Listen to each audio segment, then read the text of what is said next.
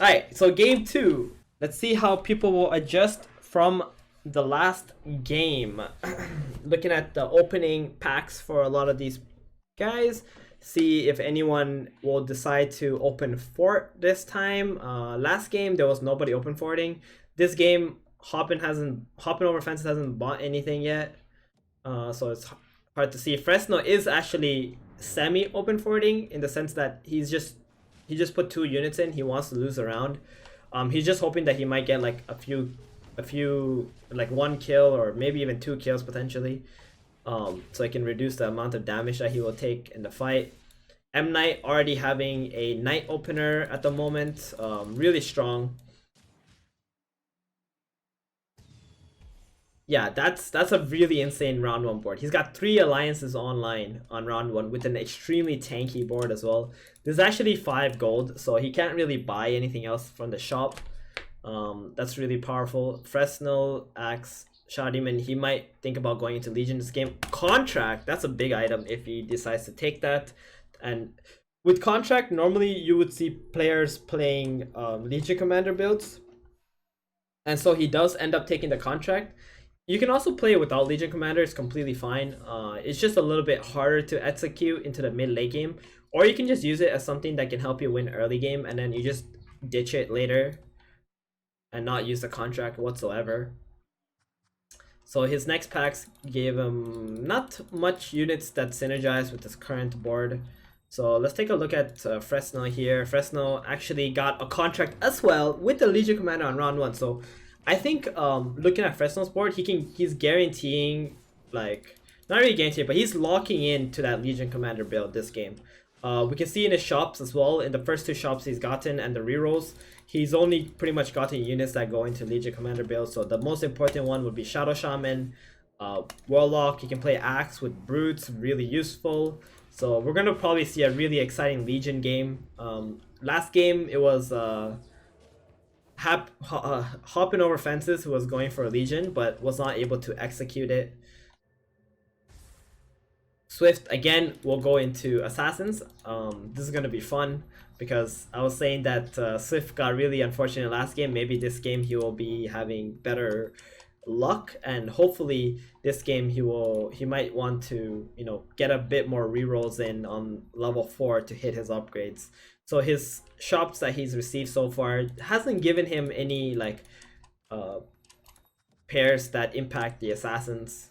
Only the Tusk, maybe he can use it as a tank or something, but right now he doesn't mind losing some rounds here just so he can hit some pairs or some upgrades on his Assassins at the moment.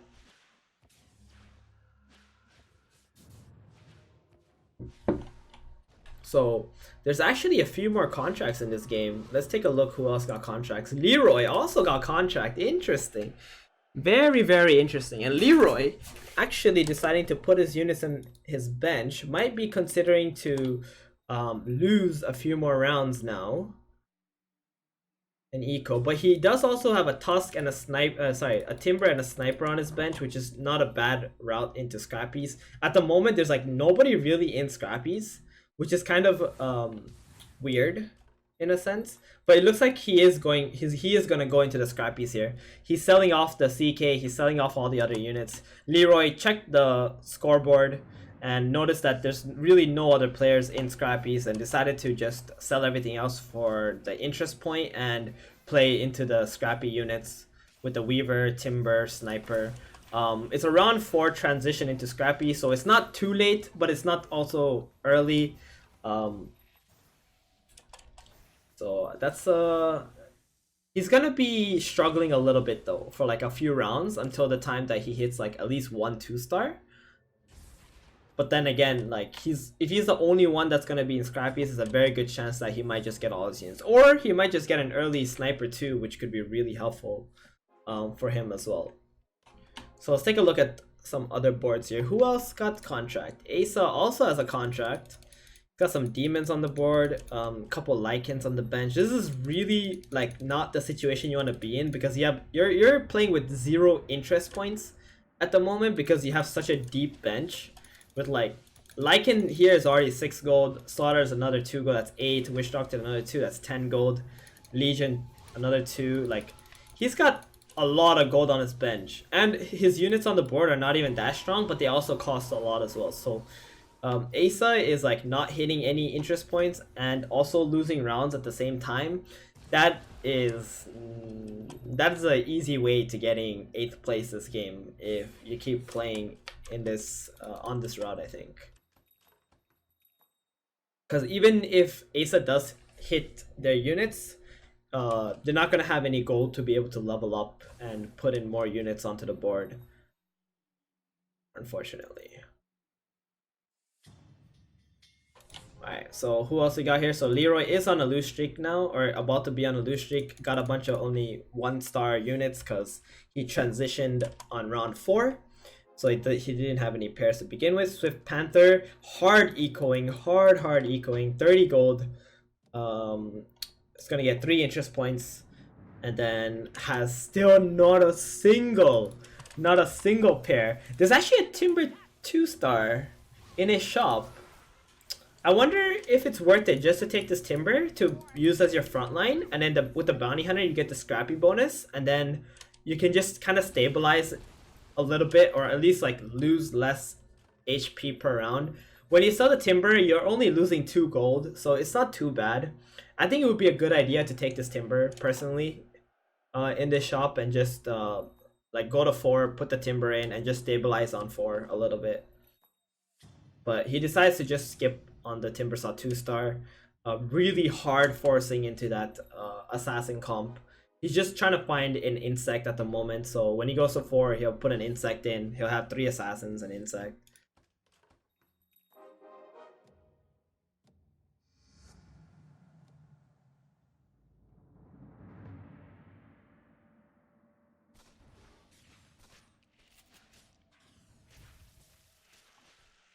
So Swift Panther did go to level 4. So he's got another extra unit on the bench, sorry, on the board, that can help him reduce the damage that he will take. Now he will lose this round, but it's a very good loss because he's only taking 3 damage compared to like the 5, 6, 7 damage he was taking the previous rounds.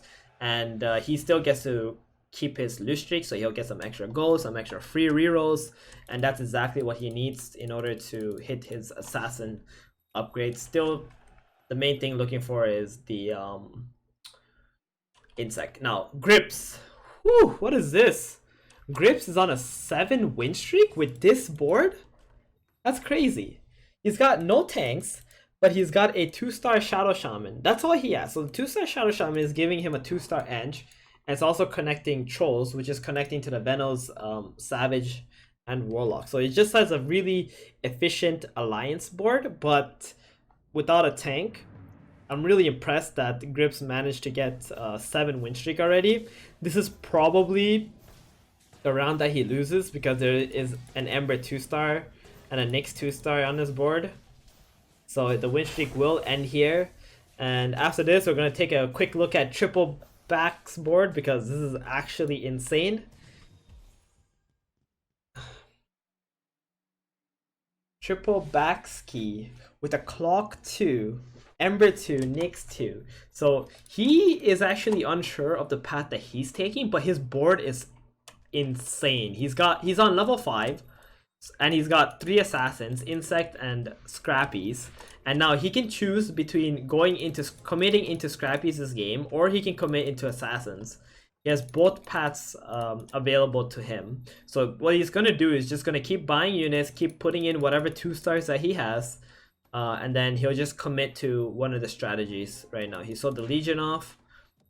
He's got an extra Viper now. He might be just using the Clockwork as a tank. So this is something like I was thinking that Swift Panther would do, where like he sees that Timber 2-star in the shop, he buys it, and he uses it as a tank for his assassins. And as you can see, Triple Backski here, like he's using his Clockwork as a tank for his assassins, and it actually helped him win streak to 7, right? So it's not a bad idea to like invest a little bit of your gold just to have like a solid tank for your DPSers, right? You don't have to just hard force into like the build that you want only. Like you can consider it if it's good or bad for you. So now looking at hopping over here, another loose streak strategy by him. Last game he did this with Legion Commander. This game he's doing it with mages. He's probably gonna take Hobgin here. Hobgin is the best with mages. And then he's loose streaking, trying to hit his mages. He's trying to find some 3-star storm spirits or razors and such. It doesn't feel like he's having much luck though at the moment. Trying to find 3 stars. He might want to consider also putting units in. He's already at 54 health. When you play mages and you play this roll strategy, if you don't start to stabilize like after round 10 or try to put units in to reduce the damage you take, you're gonna die very fast. Because once people get to like level 6, level 7, they can easily chunk you for like 12 damage per round. Because that's the time where like a lot of the alliances come online. People hit multiple 2-star units, and with the healing potential that they can have, you're just gonna take, like for example this round right here, he's gonna take a lot of damage right now. Hopping over fence just took 10 damage on round 10. That is just completely unacceptable in exchange for a free roll. So I don't really like that. And now he's time to roll all the way down on level 4. Yeah, that's a bit that's a big yikes for hopping over fences here.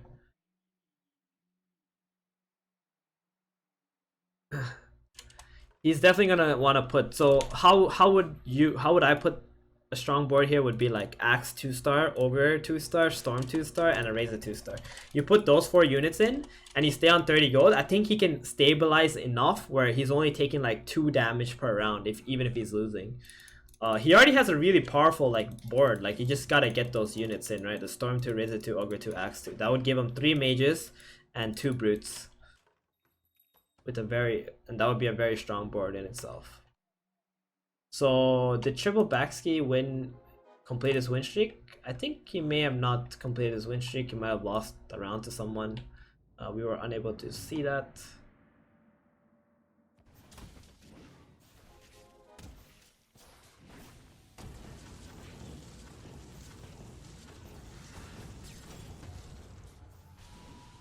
So Mnight here, taking out leeeroy. Mnight is committing into that Legion Commander strategy that we talked about. He's not win streaking like game 1, but he is starting to stabilize here and building up a win streak in the mid game. He's got 2 Legions on the bench. He's got 2 2-star Druids. His early game CK is not really upgraded yet. If I was Mnight here, when I have a Treant 2-star, Eng 2-star, I would definitely consider giving this Treant one of the damage items. Like for example, if he gave the Stonehall Pike to this tree and it becomes 3-star, it's gonna do a lot of damage for sure. What he's looking for right now is he can play the Legion Commander, have it 2-star, but I think what he rather do is find the Legion 2-star first before he uses it. Because right now, hitting a 3-star Treant can easily just win you around this early in the game, which is really nice. Yeah, what's up, Durka? Yeah, we're having a wonderful time here watching the ESL games. Really fun. How many players qualify? To the next phase, it will be 32. To phase 2. For the LAN finals, it's only the top 8 will go to the LAN finals. So it's gonna be really fun to see who will make it. So the Treant 2, like we said, destroying right now. He did move the Pike to the Treant Protector as we said he should. And he's got massive damage. It's like another plus 60 damage now on this Treant coming out. Swift Panther being taken out. But Swift Panther didn't take too much damage there. Also found his Slark now. Amazing. So at this point in the game, Swift Panther's goal is just going to be to go to level 7. Throw the Slark in, hit his 6 assassins, and then he's gonna be very, very strong. Actually, he ended up taking the Broodmother out instead. So he took out the insects to have the 6 assassins onto his board. He does also have a Pike on his Ember, so it's gonna be growing in damage, especially if it starts getting a lot of last hits. It looks like it's gonna be unfortunate. The Ember is not gonna get a nice Sleight of Fist off because it's fighting the tiny one-on-one. Did not get that AoE Sleight of Fist. But it does look like oh, get one more slide off. Okay, he did get it off, but too much healing from the Jewel and the Warlocks here. He is gonna lose a round. Unfortunate. Very unlucky that his Ember was not able to get a big sleight of fist on all the AoE on the units that are comped up. Instead, it just went after the tiny. So EISA here, we're talking about EISA, who did not have good economy in the early game, is at 30 health and has only 111 net worth. So we can see how, like, in the early game, how important hitting your interest points is. EISA has like only 100 net worth compared to like the top one board that has 100 and almost 150. EISA does have some good units though. If EISA ever finds like a lone druid this game, I think they're gonna be able to stabilize quite a bit, but this is not the kind of net worth or economy that's gonna be able to get like top 3, I would say. And it looks like hopping over fences managed to level up to 6 and is starting to put units on the board and is becoming very, very, very strong. And this is the kind of thing that you like to see from mages when they find their upgrades and they start leveling up. So EISA gonna get chunked here for 12 damage, and hopping over fences has double razors, double ogres, and an axe on the board.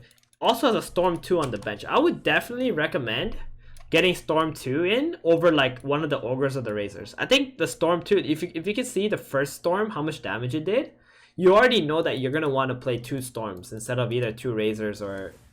oh no, hopping over fences, putting level 1 dragons into the board instead. So level 1 dragons, I would say is not worth more than having 2 2-star mages. I think 2 2-star mages just give way more value. I know like dragons are really powerful and all, but you generally don't want to get 2 level 1 dragons in over 2 2-star mages in. So because of that, fresnel is going to take out hopping over fences. Hopping over fences making himself a little bit too weak there in the end. But then again, it's all about experience, right? So I'm sure he learned just now that, okay, maybe I shouldn't have got those level 1 dragons in. I could have been fine if I just kept 2 2-star storms in and 2 2-star razors in.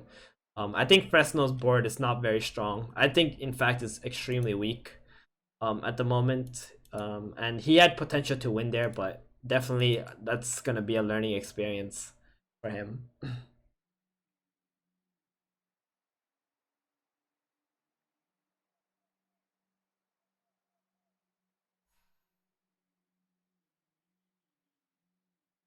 So it looks like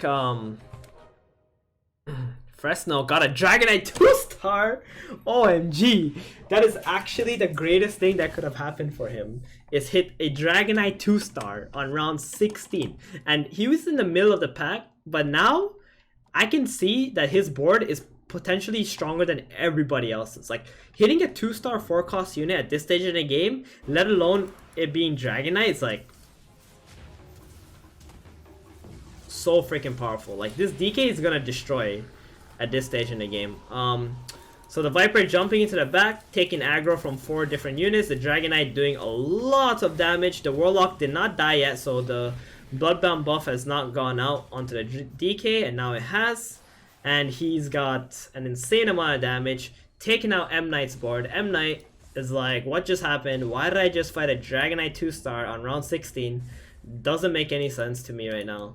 And Mnight only got 30 dual damage on his Legion. He just put it in now because he's 2-starred. He's got the Brutes and the Bloodbound in at this point. So I think this is where Mnight also makes his comeback. If I'm Mnight, I would probably put the contract on the Batrider and put it in the front line and let it die, or even on the 1-star Witch Doctor.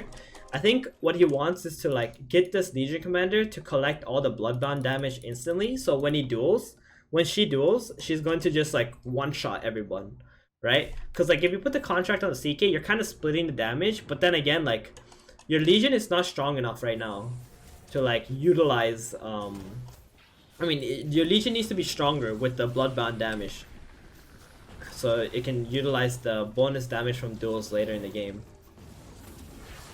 So as you can see, this fight he's able to get some extra damage because it was 3-starred. If it was not 3-star Legion Commander, I think that bear would not have died. So really fortunate getting that 33% chance. And EISA gonna be taking a lot of damage here. Really unfortunate. And one thing to mention too is that Mnight decided to go for Jewel, like a tank. So without the an Essex, this Legion Commander is actually missing out on an additional 50 to like 150% pure damage from the Essex that could be given. So I think the potential for Mnight's board is not like super high this game, but it's still a very, very solid board when you're playing with Contract Legion. So let's look at GripZ here. GripZ, you know what?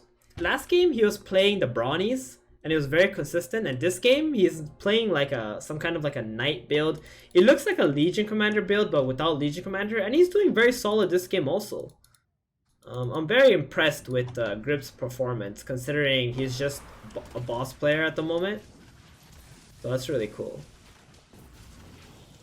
Sitting in second place currently, boxed up in the back, but then the assassins are here. Swift Panther's assassins are online. This game, Swift Panther is doing so much better than whatever happened last game with his assassins. This game, he is on level 8 with 36 health, has an Alchemist 2-star. Amazing. This is like, I've always said that Alchemist is probably the best unit in the game right now. Because like you can literally put Alchemist in any build. It doesn't matter. Mages might be the only build you might not put Alchemist in, but you can put it in like any other build. Very freaking good. I guess like Lone Druid, you could also like argue that it's one of the best units, but Alchemist is like the best damage amp in the game, I think. So he's got a 2-star Alchemist, really freaking sweet with the assassins here, and his Embers obviously growing with the Pike, really nice. Almost all his assassins are 2-star apart from the Sark, but he's obviously looking for Faceless Void to probably remove the Sark. This is a game where I'd probably play Void over Sark instead of over Bounty because you already have Alchemist 2-star. You want the Scrappy Shield to go on the Alch, which would be really helpful.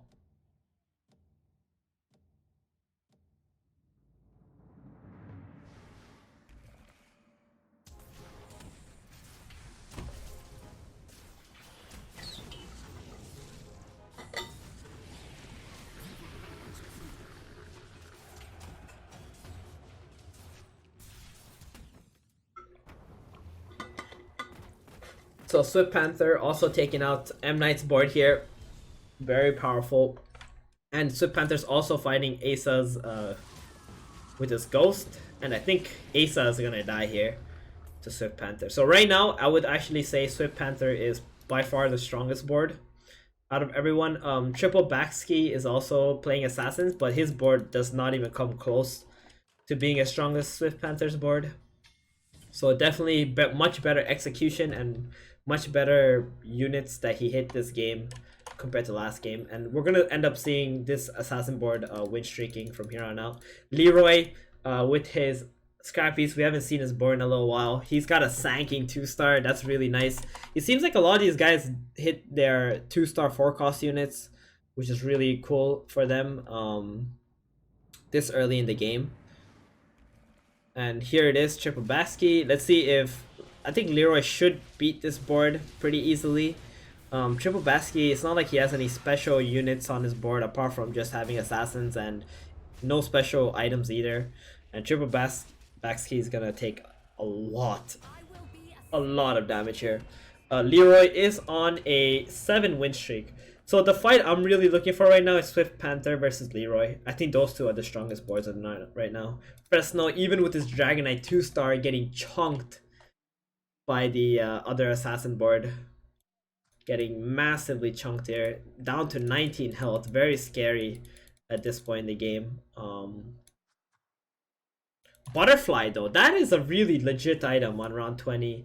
Leeroy got a Hex, Sight of Ice, so one of the reasons why you probably got Sight of Ice is to prepare to fight against the assassin board later in the game. So that's a really good item against assassins. Also really good mana regen for your Tinker. Solid in multiple ways here. What did Swift Panther get? He got a Basher, huh? Unfortunate that he was not able to hit a 4-cost or tier 4 item on round 20, so he had to opt for a Skull Basher.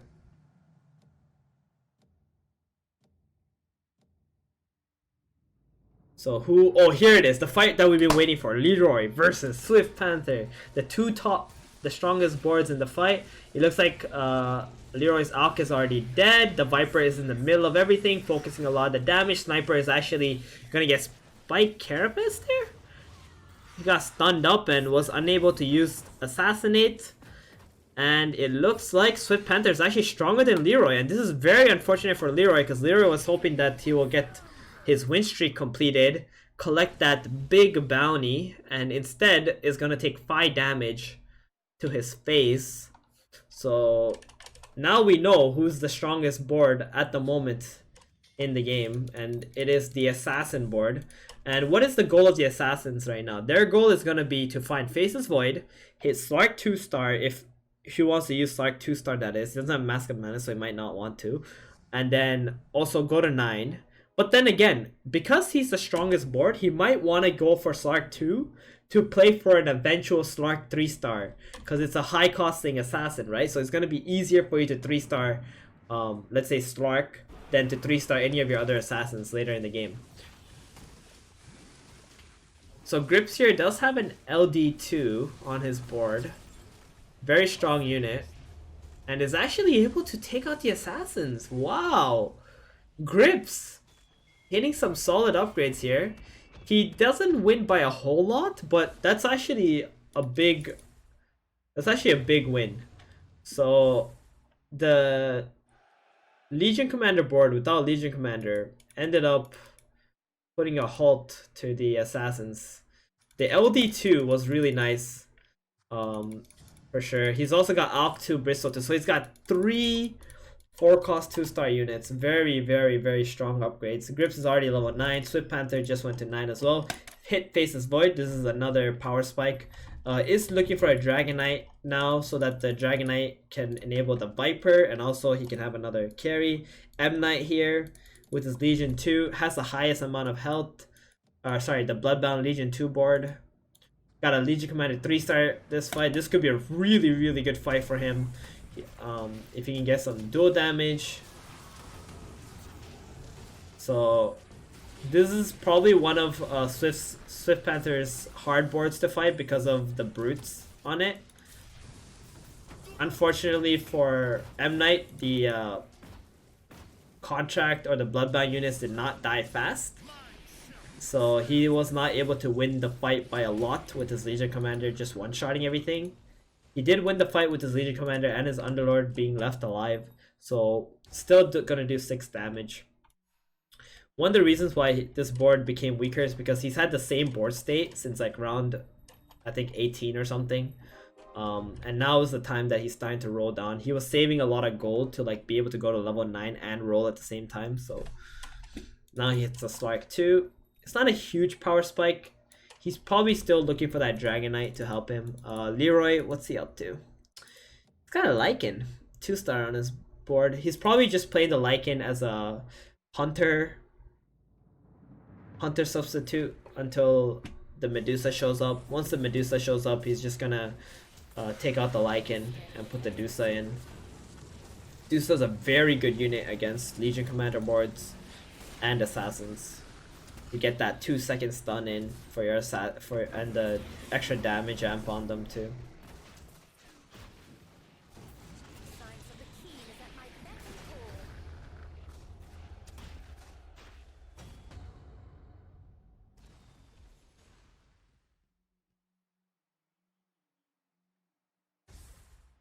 So Leeroy, let's take a look at his shop. He's got 44 gold, and he's got 1-star Alchemist and Gyro still. He's trying to roll down and see if he can hit some.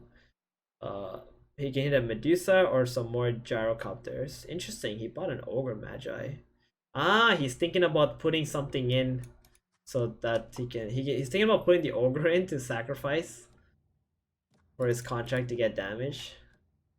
Probably not worth it.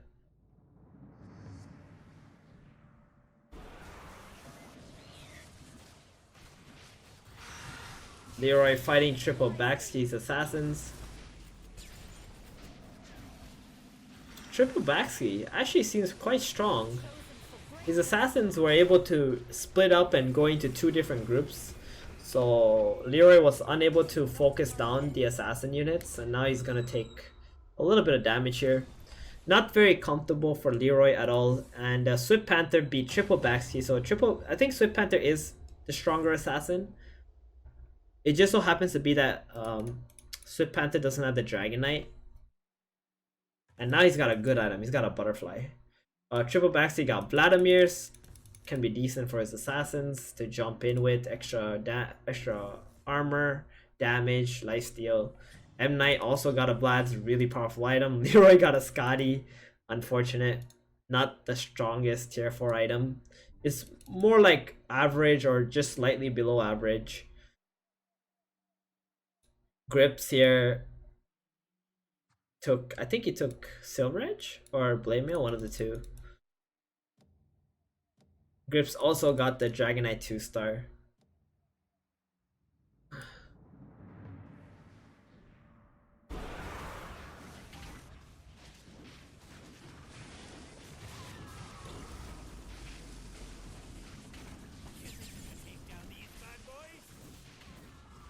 So GripZ is fighting a ghost of triple backski, and he will lose here. Is this... How much damage? That's a lot of damage. He's gonna be in one-shot range now. 15 damage, and leeeroy taking out Swift Panther. Wow. So triple backski also being taken out in 4th place to Mnight. So Swift Panther getting 5th once again. Unfortunately, was not able to hit the late game units or the Dragon Knight. Triple backski getting 4th place, so the 2 assassins are out of the game. That means the warlocks or the healers are gonna have a much easier time at this point. leeeroy getting really close to getting his 2-star ace units. That's gonna be freaking powerful if he can hit those. Oh, there it is. The Deuce a 2-star online now, and he's got a freaking Eye of Scotty on his Medusa. One of the best items to give your Medusa for sure. Why is his Alchemist in the back? I guess he didn't realize that the assassins are dead. He put his Alch in the back. You want your Alchemist in a position where he can activate the Acid Cloud ASAP, so that your physical damage amp is there right away. So I think one of the reasons why this fight is not going as well as it could have for leeeroy is because his Alch was in the back corner. I think he's still gonna end up winning though. The Scotty is so good here, reducing so much damage on multiple units. And now GripZ is dead in 3rd place. Did GripZ just get 3rd place 2 games in a row? This is the exact same top 3 from last game, right? GripZ got 3rd 2 games in a row. Really, really impressive considering he was probably like one of the lower ELO players in this game. Very well played by GripZ. Now it's going to be Mnight and leeeroy again. Rematch from the last game. Mnight not as strong as he was in the game 1, but let's see if leeeroy can get his revenge this time. This time leeeroy playing the same build, but with a lot better late game units. He positioned the Medusa to use Scotty on the Legion Commander. The Legion Commander not able to get any damage out there because the contracted Bloodbound units did not die first, and the Medusa ended up getting dual damage because the sniper killed off the Legion Commander right away, and this is an absolute landslide right here. 20 damage onto Mnight here. leeeroy crushing it. Now if I'm Mnight, I'm definitely looking to like get a sacrifice in. Oh, whoa. Mnight just suddenly hit like some legit upgrades. Dragon Knight 2 is in. Medusa 2-star is in. I would definitely look to like sacrifice something and get my Legion out of there instead of getting hit by the Medusa. Because if the Medusa gets a Scotty on the Legion, this fight's over. So I'm really not liking this positioning from Mnight's board right now. But maybe, just maybe... Nope. The Legion already dead. So the contract, the Bloodbounds are completely useless. The DK 2-star, Legion 2-star ended up not mattering whatsoever. And leeeroy does get his revenge. Gets 1st place in the 2nd lobby. And Mnight will get 2nd place. So both of these players are going to be tied for points. Really nice. So I think we've already understood who has the better grasp on the meta and the current way to, let's say, play position, early game, mid game, such and such, because these three players especially have consistently gotten top 3 in the 2 lobbies as of right now. So we know who to look out for to place really well in the game. And Fresnel getting 6th place, I mean, the thing is, he's probably not even playing Underlords that much. Like, if he, like, knowing that he's a decent player and like him placing like this, it means that his understanding of the game at the moment is probably not as high as it could be. I don't feel like he should be getting 6th for sure. And also, you can note that like he's not even ranked right now in his ladder, so he probably has not practiced as much as he should. But we will see. He will grow. You know, that's what happens to good players. Even though they don't do well in the beginning, they always grow.